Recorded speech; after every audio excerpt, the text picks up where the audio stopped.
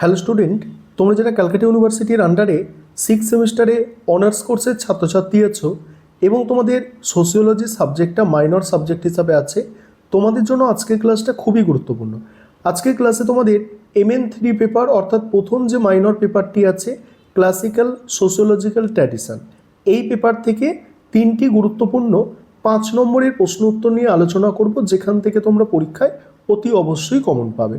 প্রথম যে প্রশ্নটা আছে, দেখো সব থেকে গুরুত্বপূর্ণ প্রশ্ন, ভেরেনেস্তানের ধারণাটি সংক্ষেপে আলোচনা করো। কি ভেরেনেস্তানের ধারণা দেখে নাও। প্রথমে ইন্ট্রোডাকশন অর্থাৎ ভূমিকা দিয়ে তোমাদের শুরু করতে হবে। সমাজতত্ত্বের অন্যতম প্রতিষ্ঠাতা এবং বিখ্যাত জার্মান সমাজতাত্ত্বিক ম্যাক্স ওয়েবার সামাজিক ক্রিয়ার অধ্যয়নের ক্ষেত্রে এক যুগান্তকারী পদ্ধতির অবতারণা করেন, যা ভেরেনহেস্তেন নামে পরিচিত। সমাজবিজ্ঞান যে প্রাকৃতিক বিজ্ঞান থেকে সম্পূর্ণ আলাদা এবং মানুষের আচরণকে যে কেবল বস্তুনিষ্ঠ বাহ্যিক দৃষ্টিকোণ থেকে বিচার করা যায় না, ওয়েবারের এই ধারণা তারই এক শক্তিশালী তাত্ত্বিক ভিত্তি প্রদান করে। তারপরে ভেরেনেস্তানের ধারণা।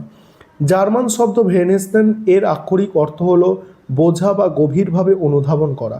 ম্যাক্স ওয়েবারের মতে প্রাকৃতিক বিজ্ঞানের বিষয়বস্তু জড় পদার্থ হওয়ায় তাদের নিজস্ব কোনো স্বাধীন ইচ্ছা বা উদ্দেশ্য থাকে না, কিন্তু সমাজতত্ত্বের মূল বিষয় হলো মানুষ এবং তার সামাজিক আচরণ, যা সবসময় উদ্দেশ্য প্রণোদিত এবং অর্থবহ।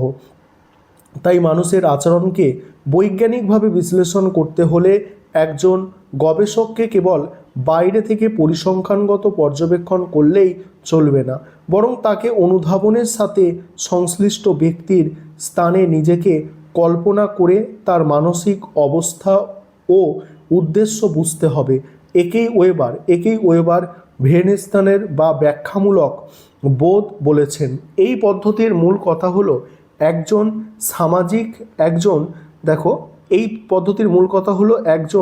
সামাজিক ব্যক্তি, একজন সামাজিক কর্তা বা ব্যক্তি কেন একটি নির্দিষ্ট কাজ করছেন, সেই কাজের পেছনে তার নিজস্ব দৃষ্টিভঙ্গি বা ব্যক্তিনিষ্ঠ অর্থ কী, তা গবেষককে উদ্ঘাটন করতে হয়। ওয়েবার এই বোধকে দুটি স্তরে ভাগ করেছেন। প্রত্যক্ষ পর্যবেক্ষণমূলক বোধ, যেখানে আমরা কোনো ব্যক্তির রাগের বা হাসির অভিব্যক্তি সরাসরি বুঝতে পারি, এবং ব্যাখ্যামূলক বোধ, যেখানে আমরা সেই হাসির বা কান্নার পেছনে নির্দিষ্ট কারণটি অনুধাবন করার চেষ্টা করি। উদাহরণস্বরূপ, যদি কোনো ব্যক্তি রাস্তায় দ্রুত দৌড়ায়, তবে তিনি কি বাসের জন্য দৌড়াচ্ছেন, নাকি শরীরচর্চা করছেন, নাকি কোনো বিপদের হাত থেকে বাঁচতে পালাচ্ছেন, তা কেবল বাইরে থেকে দৌড়ানোর দৃশ্য দেখে সম্পূর্ণ বোঝা সম্ভব নয়। এর জন্য গবেষককে সেই ব্যক্তির উদ্দেশ্য ও পারিপার্শ্বিক পরিস্থিতিকে সেই ব্যক্তির দৃষ্টিকোণ থেকেই বুঝতে হবে। ওয়েবার মনে করেন এই ব্যাখ্যামূলক অনুধাবনের মাধ্যমেই সমাজতাত্ত্বিকরা সামাজিক প্রপঞ্চের প্রকৃত কারণ ও কার্যকারণ সম্পর্ক নির্ণয়ে সক্ষম হয়। এবার উপসংহার।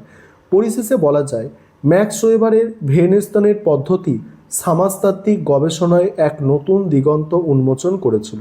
এটি প্রমাণ করে যে সামাজিক গবেষণায় কেবল পরিসংখ্যান বা সংখ্যাতাত্ত্বিক তথ্যই শেষ কথা নয়, বরং মানুষের আচরণের অন্তর্নিহিত অর্থ এবং মানসিক পরিস্থিতি বিশ্লেষণ করাই হলো সমাজতত্ত্বের প্রধান কাজ।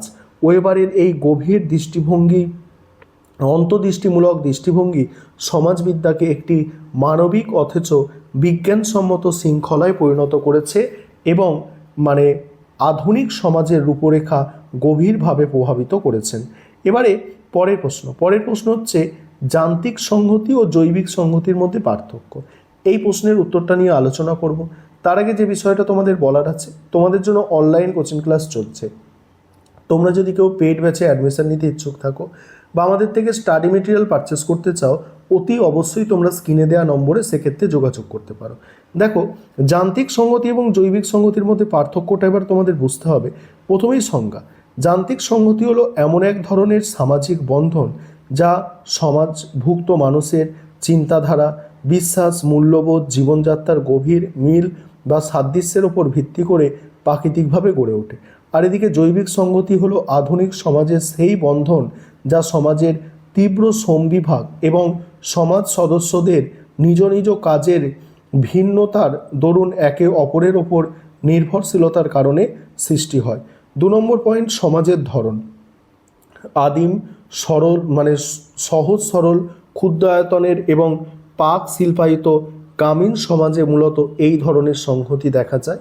আর এদিকে হচ্ছে আধুনিক জটিল বৃহৎ আয়তনের নগর কেন্দ্রিক এবং উন্নয়ন শিল্পায়িত সমাজে এই সংহতির প্রধান বৈশিষ্ট্য হিসাবে দেখা যায়। তারপর হচ্ছে শ্রম বিভাগ ও বিশেষীকরণ। এখানে শ্রম বিভাগ ও বিশেষীকরণ থাকে না বললেই চলে, কারণ মূলত বয়স ও লিঙ্গভিত্তিক হয়ে থাকে। আর এখানে অত্যন্ত জটিল শ্রম বিভাগ এবং উচ্চ মাত্রায় বিশেষীকরণ অপরিহার্য, যেখানে প্রত্যেকের নির্দিষ্ট কাজে দক্ষ হয়। তারপর কি, আইন ব্যবস্থা। এই সমাজে দমনমূলক আইন প্রচলিত থাকে, যেখানে প্রথা ভাঙলে শাস্তির বিধান অত্যন্ত কঠোর ও প্রতিশোধমূলক। আর এই সমাজে মূলত সংশোধনমূলক বা ক্ষতিপূরণমূলক আইন দেখা যায়, যার উদ্দেশ্য হলো ক্ষতিপূরণের মাধ্যমে সামাজিক ভারসাম্যকে ফিরিয়ে আনা।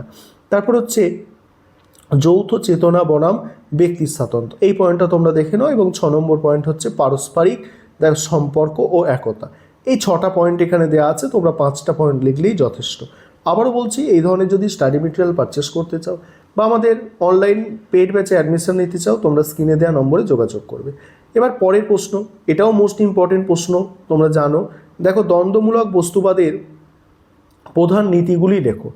এখানে প্রথমেই তোমরা ইন্ট্রোডাকশন অর্থাৎ ভূমিকা দিয়ে শুরু করবে। কার্ল মার্কস এবং ফ্রেডরিক এঙ্গেলসের তাত্ত্বিক চিন্তাধারার অন্যতম মূল ভিত্তি হলো দ্বন্দ্বমূলক বস্তুবাদ। সমাজ ও প্রকৃতির বিকাশকে বৈজ্ঞানিক এবং বস্তুবাদী দৃষ্টিকোণ থেকে ব্যাখ্যা করার জন্য তারা জার্মান দার্শনিক হেগেলের দ্বন্দ্ববাদ ও ফয়ারবাখের বস্তুবাদের সমন্বয় ঘটিয়ে এই যুগান্তকারী তত্ত্বটি গড়ে তুলেছে।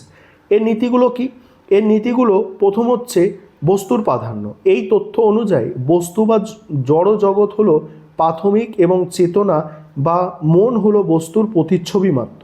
মানুষের চেতনা বস্তুকে নিয়ন্ত্রণ করে না, বরং পারিপার্শ্বিক জগৎ বা বস্তুগত পরিস্থিতি মানুষের চেতনাকে স্বরূপ দেয়। তারপর হচ্ছে সর্বজনীন যোগসূত্র। প্রকৃতি ও সমাজ, প্রতিটি বস্তু এবং ঘটনা একে অপরের সাথে গভীরভাবে যুক্ত ও পারস্পরিক নির্ভরশীল। জগতে কোনো কিছুই সম্পূর্ণ বিচ্ছিন্ন বা স্বাধীন অবস্থায় থাকতে পারে না। তারপর হচ্ছে অবিরাম পরিবর্তন ও গতিশীলতা। প্রকৃতি ও সমাজ কখনোই স্থির বা গতিহীন নয়, বরং তা সর্বদাই পরিবর্তনশীল। পুরনো সব কিছুই ক্রমাগত ধ্বংস হচ্ছে এবং তার জায়গায় নতুন কিছুর সৃষ্টি হচ্ছে। তারপরের পয়েন্ট, বিপরীতের ঐক্য ও দ্বন্দ্ব।